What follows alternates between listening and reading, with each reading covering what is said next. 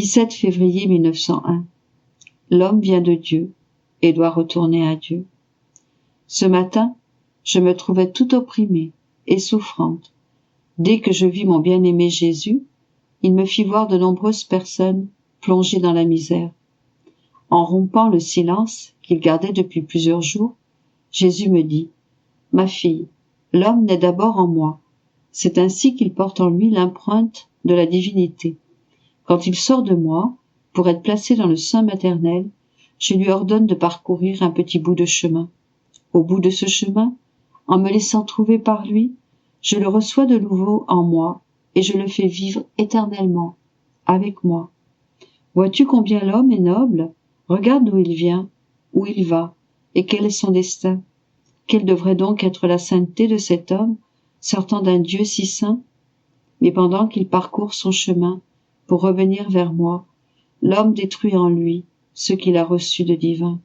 Il se corrompt, de sorte que, dans la rencontre que je fais avec lui, pour le recevoir en moi, je ne le reconnais plus, et je ne vois plus en lui l'empreinte divine. Je ne trouve plus rien de moi en lui, et, en ne le reconnaissant plus, ma justice le condamne à s'en aller égaré sur le chemin de la perdition. Pendant qu'il disait cela, il s'enferma dans mon intérieur, où il se complaisait totalement. Combien je m'estimerais fortunée de pouvoir attirer totalement en moi mon bien-aimé Jésus. Comme il était émouvant d'entendre Jésus parler de cela, que de choses il me faisait comprendre, et mon état de souffrance m'empêche d'écrire plus longuement.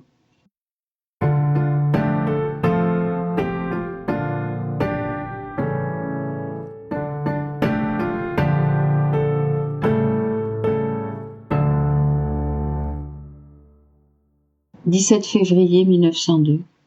Jésus explique à Louisa ce qu'est la mort. Ce matin, après avoir longuement attendu, j'ai finalement trouvé mon très doux Jésus.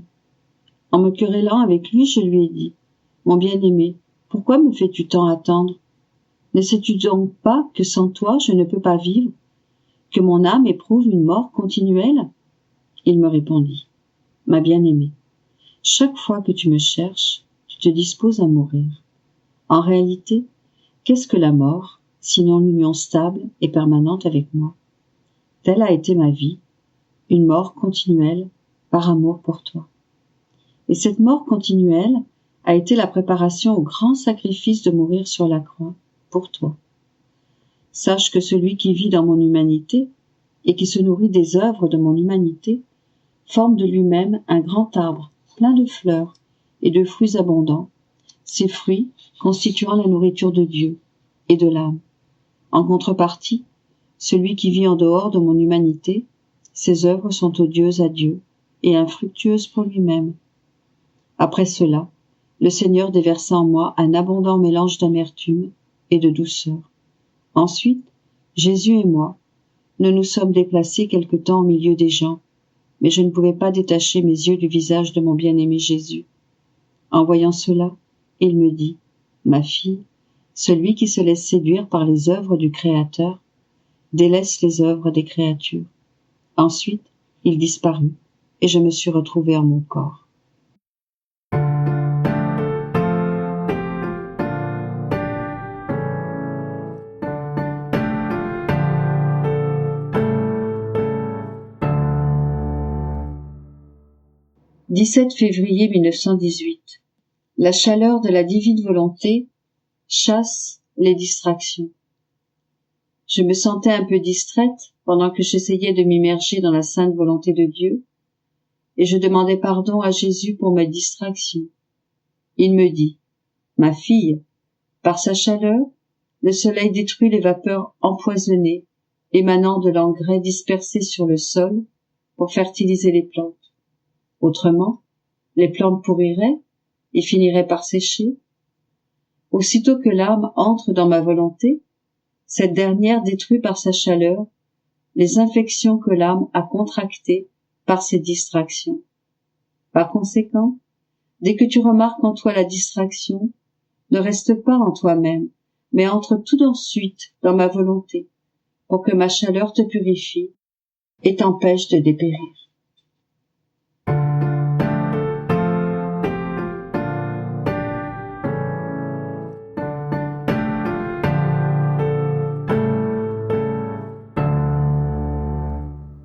17 février 1922.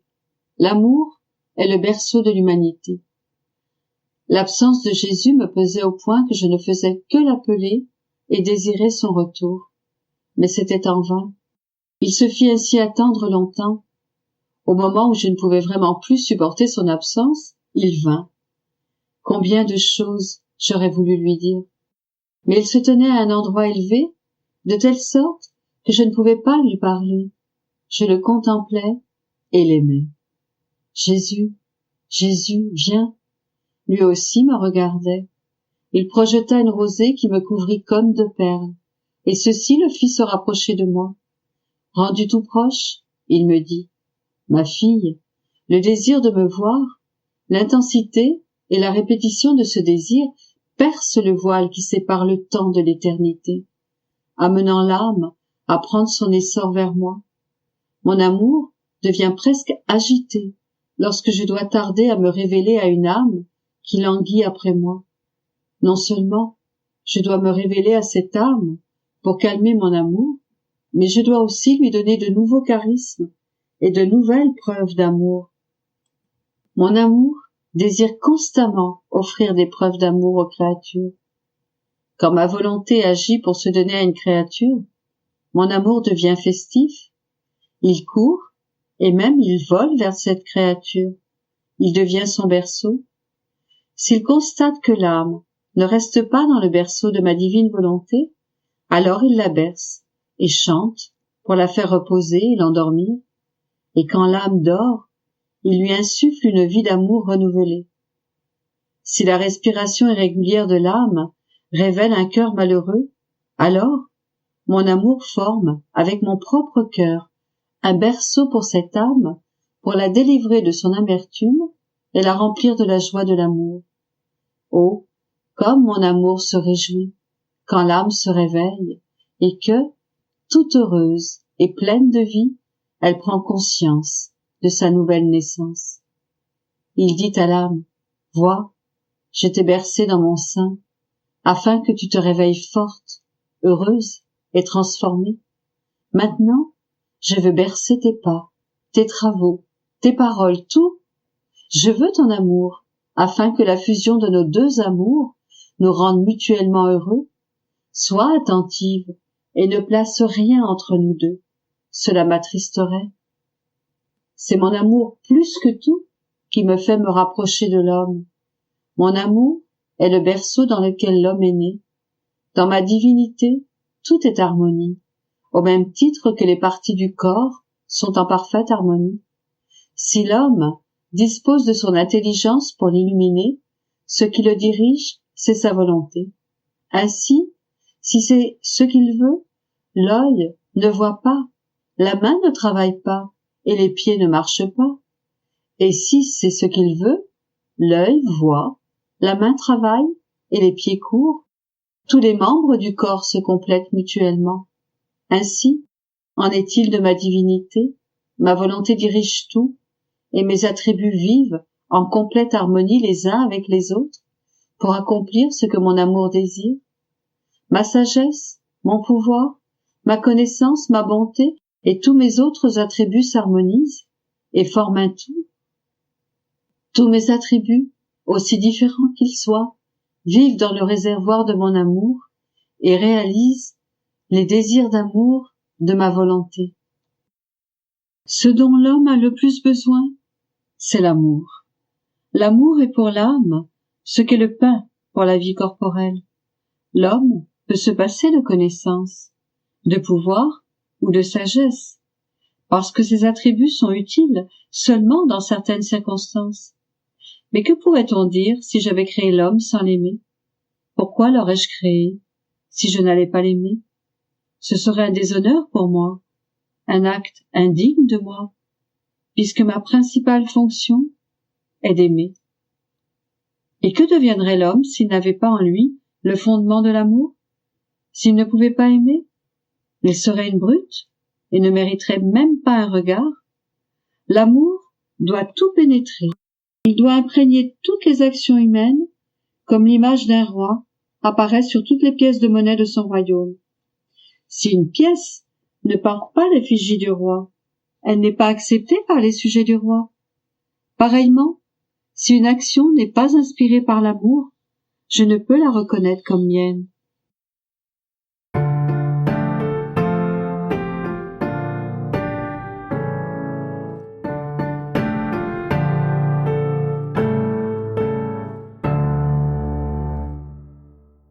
« 17 février 1929.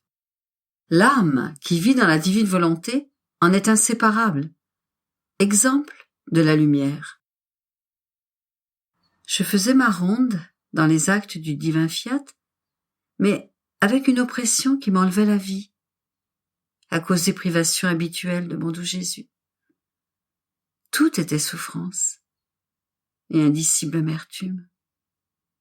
Il me semblait que la divine volonté, qui me donnait la vie et possédait d'immenses mers de lumière, de joie, de bonheur sans fin, était traversée pour moi par des nuages d'oppression et d'amertume, en raison des privations de celui dont l'absence, après avoir vécu et grandi avec lui depuis si longtemps, forme pour moi les nuages qui me rendent amer le bonheur et la joie de sa divine volonté même. Ô Seigneur, quelle souffrance! Mais alors que je suivais les actes du divin fiat dans cet état, mon bien-aimé Jésus, se manifestant à peine en moi, me dit: « Ma fille, courage, ne t'oppresse pas à ce point. Tu dois savoir que l'âme qui vit dans ma divine volonté est inséparable et d'elle et de moi. Ma volonté est semblable à la lumière, qui contient lumière, chaleur et couleur, lesquelles, bien que distinctes les unes des autres, sont cependant inséparables. La lumière ne peut pas exister, ni avoir la vie sans la chaleur. La chaleur ne peut pas avoir la vie sans la lumière. Et les couleurs sont formées par la force de la lumière et de la chaleur. L'une ne peut pas être sans l'autre. L'une est la vie, l'autre est la force. La lumière, la chaleur et les couleurs commencent ensemble leur vie et la poursuivent sans jamais se séparer. Et si elles doivent mourir, leur vie se termine toute d'un seul coup. Telle est l'inséparabilité de l'âme qui vit dans ma divine volonté. Elle est inséparable de moi et de tous les actes de mon divin fiat. Elle entre dans la vie de la lumière et de la chaleur de ma divine volonté, et elle acquiert la vie de sa lumière et de sa chaleur. Et comme son acte incessant peut être appelé la multiplicité et l'infinité de ses actes, les couleurs que produit ma divine volonté, l'âme forme un acte unique avec elle. Tu dois savoir que l'inséparabilité de l'âme qui vit dans ma divine volonté est si grande que lorsque la sagesse éternelle créa les cieux, le soleil et l'univers tout entier, tu étais avec moi et tu t'écoulais dans mon divin fiat, comme la lumière, la chaleur et les couleurs. J'aurais beaucoup hésité à accomplir même un seul acte de ma volonté sans ma petite fille ou une âme qui vit en elle. Ce serait comme si je manquais de la force de la lumière, de la chaleur ou des couleurs. De cela, je ne peux pas manquer. Et par conséquent, tu es inséparable de moi. Alors courage et ne t'oppresse pas. En entendant cela, je lui dis: Mon amour, s'il est vrai que dans tous les actes de ta divine volonté, j'étais là moi aussi. Avant la faute, Adam possédait ton fiat. Et donc, lorsqu'il a péché, j'étais là moi aussi. Et cela, je le regretterais. Et Jésus ajouta: Ma fille, tu dois savoir que dans ma divine volonté, il y a l'acte permissif et l'acte voulu. Il y avait dans la chute d'Adam l'acte permissif, mais non voulu par ma volonté. Et dans l'acte permissif, la lumière, la chaleur et la multiplicité de couleurs de ma divine volonté se mettent de côté et demeurent intouchables, sans se mêler à l'acte humain. Par contre, dans l'acte voulu, ils forment un acte unique et une seule chose. La lumière du soleil est-elle entachée parce qu'elle passe sur des ordures?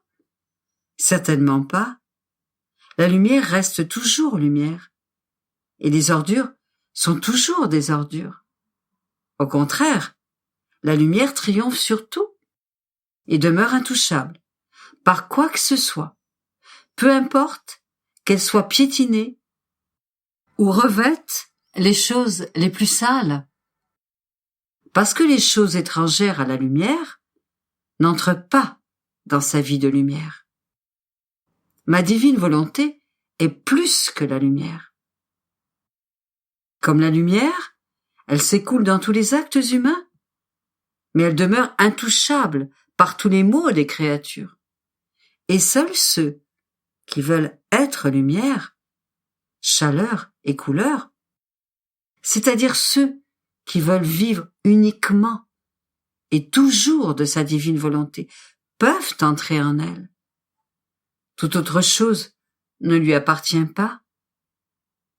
Par conséquent, tu peux être sûr que tu n'es pas entré dans la chute d'Adam, parce que sa chute n'était pas un acte de lumière, mais de noirceur, et l'une fuit l'autre.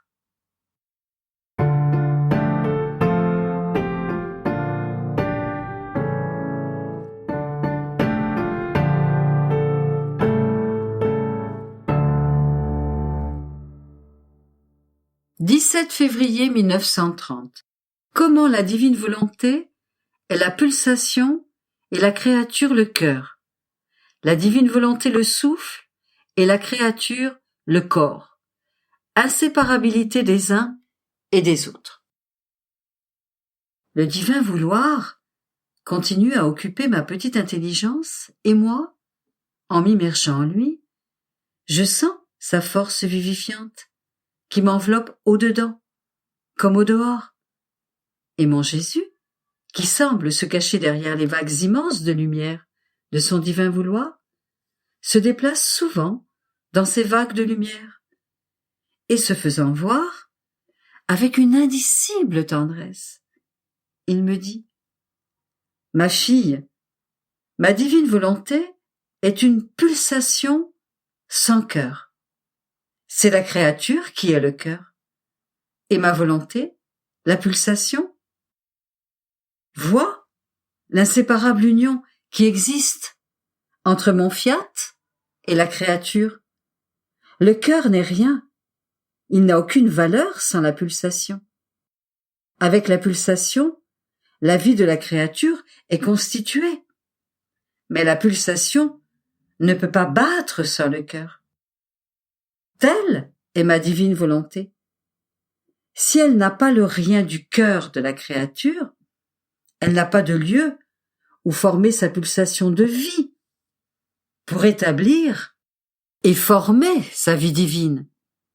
Alors, n'ayant pas un cœur, ma divine volonté l'a créé dans la créature, afin d'avoir son cœur, ou pouvoir former sa pulsation. De plus, ma divine volonté est un souffle sans corps. La créature est le corps, ma volonté est le souffle. Le corps, sans le souffle, est mort. Ainsi, ce qui forme le souffle de la créature est ma vie divine. On peut dire par conséquent que le corps de ma divine volonté est celui de la créature, et son souffle est celui de mon divin vouloir. Vois l'union qui s'ensuit entre les deux. Une union qui ne peut être séparée, car si le souffle cesse, la vie s'arrête. Par conséquent, ma vie divine est tout pour la créature. Elle est la parole sans la bouche. Elle est la lumière sans les yeux. Elle est l'ouïe sans les oreilles. Elle est le travail sans les mains. Elle est le pas sans les pieds. Et par conséquent, l'âme qui vit dans ma divine volonté lui sert de bouche, d'yeux, d'oreilles, de mains et de pieds. Ma volonté se restreint afin de pouvoir s'enclore dans la créature, tout en demeurant immense. Et victorieuse, elle forme son royaume dans la créature, s'en sert comme si elle était son corps, dans lequel elle palpite, respire, parle, agit et marche. Par conséquent, la souffrance de mon divin fiat, du fait que les créatures ne se prêtent pas à lui laisser faire toutes ces opérations en elles, est incompréhensible. Et avec une divine et indicible patience, il attend celle qui doit vivre dans sa volonté, afin de pouvoir reprendre son discours et sa divine activité pour former son royaume parmi les créatures. Par conséquent, sois attentive, écoute, ma fille, le discours de mon divin fiat, donne-lui vie dans tous tes actes, et tu verras les prodiges inattendus que ma divine volonté fera en toi. Que tout soit pour la gloire de Dieu et l'accomplissement de sa très sainte volonté.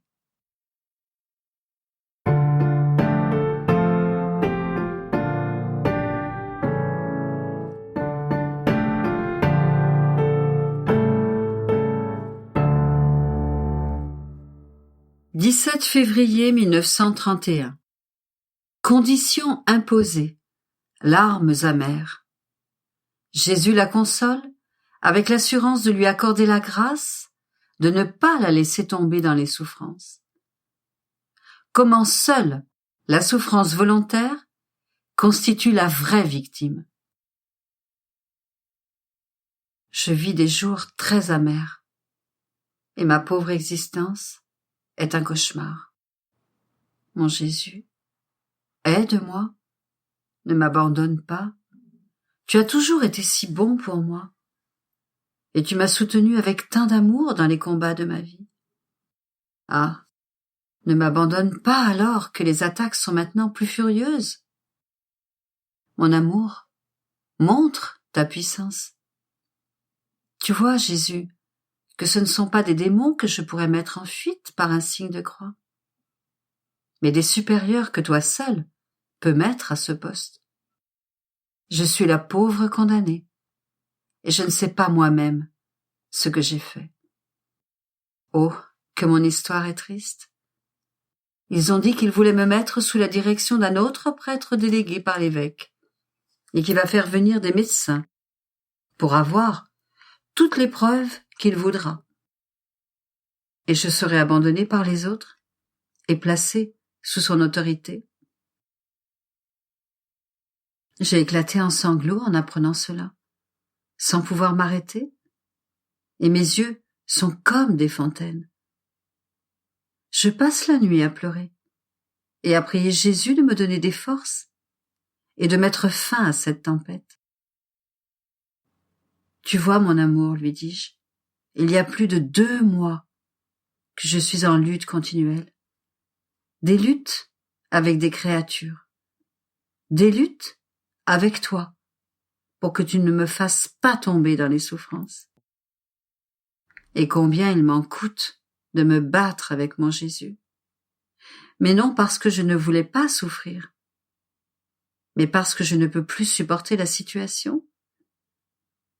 Et j'arrêterai de pleurer lorsqu'il acceptera de me libérer des problèmes avec ce prêtre, parce que c'est toujours la guerre.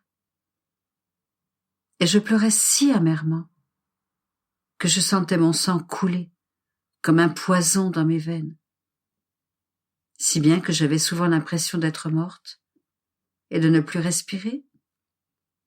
Mais je continuais à pleurer et à sangloter. J'étais dans cette mer de larmes lorsque mon Jésus me serra dans ses bras et me dit tendrement, comme s'il allait pleurer lui aussi. Ma chère fille, ne pleure plus. Je ne peux plus le supporter. Tes larmes ont atteint les profondeurs de mon cœur, et ton amertume est si vive qu'il est près d'éclater. Courage, ma fille. Sache que je t'aime énormément, et que cet amour me fait violence pour te satisfaire. Si jusqu'à présent je t'ai quelquefois suspendu de l'état de souffrance, c'était pour faire comprendre que c'est ma volonté qui continue à te maintenir, comme je l'ai fait durant 46 ans. Mais à présent qu'ils veulent te mettre au pied du mur, ils me placent dans la condition où je dois faire usage de ma volonté permissive pour te suspendre de l'état de victime. Par conséquent, n'aie pas peur, car maintenant je ne te communiquerai plus mes souffrances. Je ne m'étendrai plus en toi, de telle sorte que tu demeurais raide et immobile. Tu n'auras donc plus besoin de quelqu'un. Reste calme, ma fille. Ils ne veulent plus que tu tombes dans les souffrances, et je ne le ferai plus. Tu dois savoir que l'état de souffrance dans lequel je te mettais, c'était mon humanité qui voulait continuer en toi sa vie de souffrance. Ma volonté demeure maintenant en toi la chose la plus importante, et tu dois me donner ta parole que tu vivras toujours en elle, que tu sauras la sacrifier, la victime de ma volonté. Assure-moi, ma chère fille, que tu n'omettras rien de ce que je t'ai appris à faire, et continue ce que tu as fait dans mon fiat jusqu'à maintenant. La chose la plus importante pour ton Jésus est de mettre en sûreté les droits de ma volonté dans ton âme. Par conséquent, dis-moi que tu me donneras satisfaction. Et moi, mon Jésus, je le promets, je le jure, je veux continuer à faire ce que tu m'as enseigné. Mais tu ne dois pas me quitter, car je peux tout faire avec toi.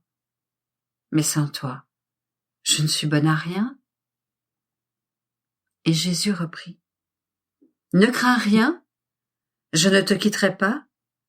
Sache que je t'aime, et que c'est eux qui m'ont amené à arrêter de te faire tomber dans cet état de souffrance.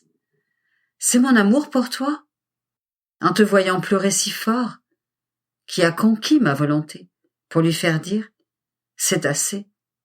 Mais sache que les calamités vont pleuvoir à présent. Ils les méritent. S'ils n'acceptent pas les victimes que je veux, et comme je les veux, ils méritent avec justice d'être sévèrement punis. Et ne crois pas que je ferai cela le même jour. Laisse passer un peu de temps, et tu verras ce que ma justice a préparé. J'ai passé la première journée sans me disputer avec Jésus, qui m'avait assuré qu'il ne me ferait pas tomber dans les souffrances. Et ainsi, je n'avais plus à demander de pouvoir accepter les souffrances que Jésus voulait me donner. Mais si la lutte était terminée, il me restait la peur que mon bien-aimé Jésus pourrait me prendre par surprise. Et afin de me calmer, il me dit « Ma chère fille, n'aie pas peur. Jésus te l'a assez dit. Je ne suis pas une créature pour manquer à ma parole. Je suis Dieu, et lorsque j'ai parlé, je ne change pas.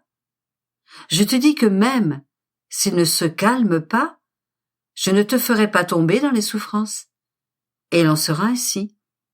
Et même si le monde est bouleversé à cause de ma justice qui veut punir les créatures, je tiendrai parole.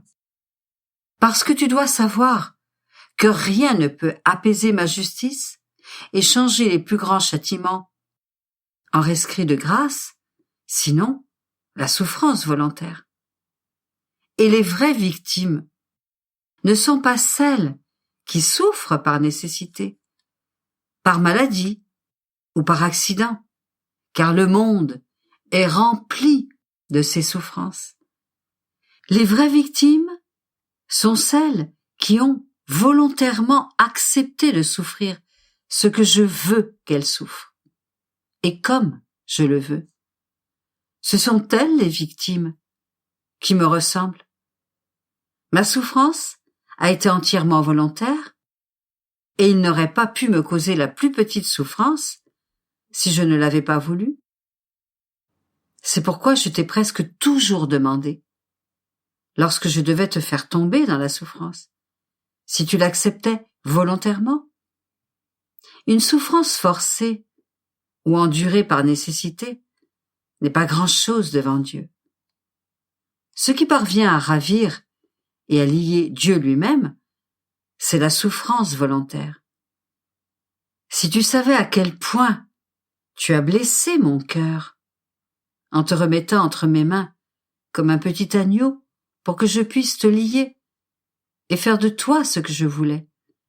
Je t'ai enlevé le mouvement, je t'ai pétrifié, je peux dire que je t'ai fait ressentir des souffrances mortelles, et tu m'as laissé faire. Et ce n'était rien encore, car le pire était que tu ne pouvais pas sortir de l'état dans lequel ton sacrificateur t'avait placé, si un de mes ministres ne venait te rappeler à l'obéissance. C'est cela qui te constituait une vraie victime. Pas même à un malade, ni à des prisonniers, on enlève la possibilité de demander de l'aide en cas de besoin extrême. C'est à toi seul que mon amour avait préparé la plus grande croix, car je voulais, et je veux encore, faire de grandes choses avec toi. Plus grands sont mes desseins, plus inhabituelle est la croix que je forme. Et je peux dire qu'il n'y a jamais eu au monde une croix semblable à celle qu'avec tant d'amour dont Jésus a préparée pour toi. Par conséquent, ma tristesse est indescriptible de me voir contrariée par des créatures, quelle que soit leur position d'autorité, concernant la façon dont je veux agir avec les âmes. Ils veulent me dicter des lois, comme si les leurs avaient plus d'importance que les miennes. Ma douleur est donc grande, et ma justice veut punir ces gens qui sont pour moi la cause d'une si grande souffrance.